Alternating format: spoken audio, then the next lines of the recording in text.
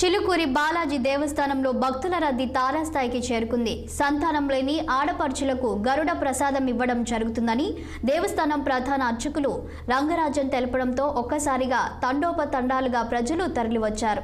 అనుకున్న దానికంటే 100 రెట్ల జనాలు ఎక్కువ రావడంతో భక్తులందరూ ఎంతో అవస్థలు పడ్డారని అన్నారు. దీంతో గరుడ ప్రసాదం నిలిపివేయడం జరిగిందని రంగరాజన్ తెలిపారు. 2 రోజుల పాటు గరుడ ప్రసాదాన్ని అందించే సంప్రదాయం గతంలో ఉండేదని, ఈసారి మాత్రం అలాంటిది ఉండబోదని అర్చకులు రంగరాజన్ తెలిపారు.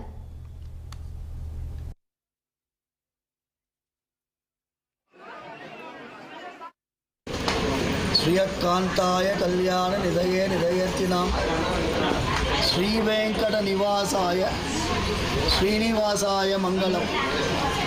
ఇవాళ చైత్రమాసం శుక్లపక్ష ఏకాదశి చిలుకూరు బ్రహ్మోత్సవాల్లో మొదటి రోజు.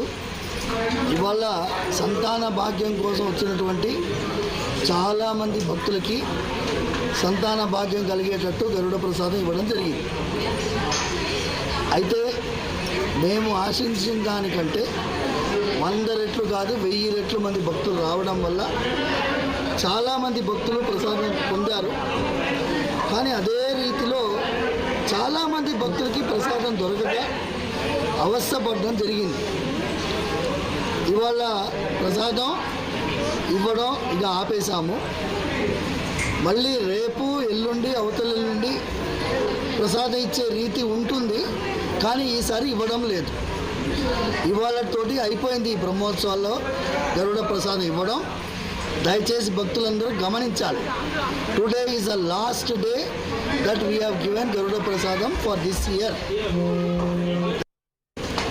శ్రీయకాంతాయ కళ్యాణ నిధయే నిధయర్చినాం